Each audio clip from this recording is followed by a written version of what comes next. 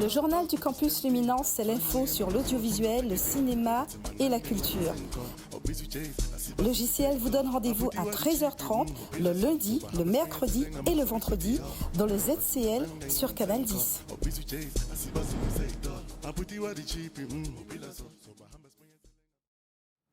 Et le lundi, c'est le jour de l'édito. Et le lundi, c'est le jour de l'édito. Alors, l'édito, on va se poser une question, Danick. C'est la communication, le secteur de la communication est-il un secteur bouché? Alors, j'ai beaucoup été interpellée sur ce secteur. Et donc, ce n'est pas aussi anodin que je parle du secteur de communication dans l'audiovisuel. Qu'est-ce qui se passe? Alors, partout, sur toutes les campagnes d'orientation des salons, on déconseille, on dit aux jeunes, ce n'est pas la peine de s'orienter sur la communication, ça ne sert plus à rien, c'est bouché. Et pourtant, Danick, on n'a jamais autant communiqué que maintenant. Partout, la communication a explosé, les supports de communication, n'en parlons même pas. Et pourtant, je vous assure, vous pouvez taper sur Google, débouché communication, on va vous dire que c'est un secteur bouché. Alors, qu'est-ce qui s'est passé? C'est que déjà, Danick, il faut retenir une année qui a été une année particulière. C'est cette époque du Covid-19 avec cette crise sanitaire. Et notamment avec ce qui s'est passé, alors où beaucoup d'entreprises de communication ont déposé la clé sur la porte. Alors, y compris aussi chez les indépendants, ça a été une catastrophe. Et pourtant, Danick, durant la même année, on a constaté, donc à la sortie du Covid, il y a eu un certain nombre d'analyses qui ont été faites sur ces secteurs. On a constaté quoi?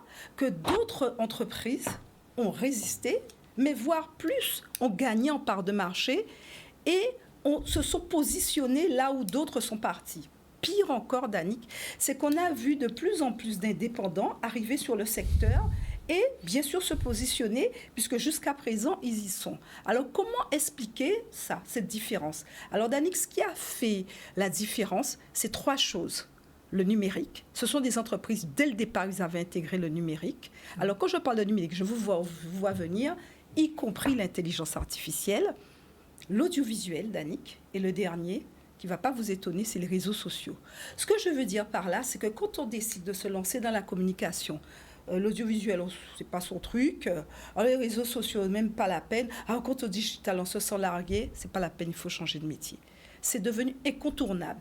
À telle enseigne que de plus en plus d'écoles, de grandes écoles de communication, parlent à présent de communication audiovisuelle et numérique. D'accord? Après, une autre problématique qui se pose, c'est que c'est vrai, ce secteur aussi a attiré beaucoup de jeunes. Beaucoup de jeunes parce que les réseaux sociaux, l'intelligence artificielle ont été attirés par ce secteur.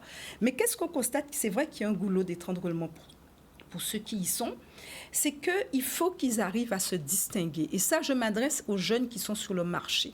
Vous devez avoir, quand vous êtes dans ce secteur de la communication, une valeur ajoutée. Qu'est-ce que je veux dire par là? C'est que vous devez, en plus de la communication, alors je ne parle même pas du fait que vous devez maîtriser la rédaction, parce que c'est un gros problème qu'on a, y compris dans les écoles, dans les instituts universitaires et technologiques, dans les lycées qui font les BTS. On voit que les jeunes pensent que communiquer, ça ne sert plus à rien d'écrire. Il faut être capable de rédiger. Ça, c'est important. Mais aussi, il faut avoir des compétences dans le graphisme, dans l'audiovisuel, maîtriser les réseaux sociaux. Après, il y a une autre chose aussi, et ça vient aussi au niveau de l'enseignement qui est fait à ces jeunes.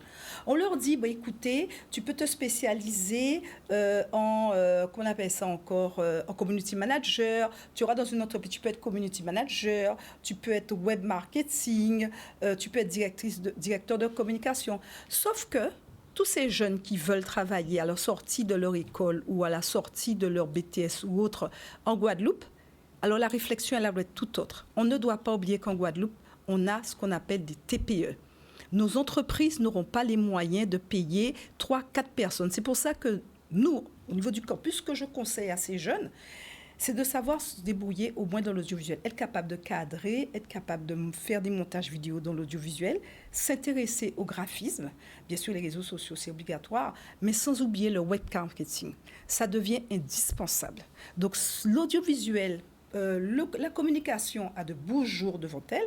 Si j'en parle aujourd'hui, c'est que tous les référentiels d'audiovisuel ont été modifiés pendant la période 2022-2023. Pourquoi, Danick?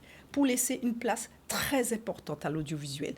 C'est-à-dire, on est passé d'inexistant Et ça représente dans l'activité du référentiel à peu près 60% de l'activité du référentiel, ce qui n'est pas négligeable.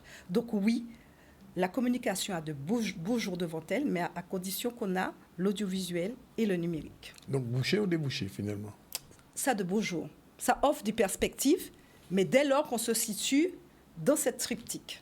Mercredi, on se retrouve pour... Alors, le mercredi 15, on se retrouve pour notre Actu Campus.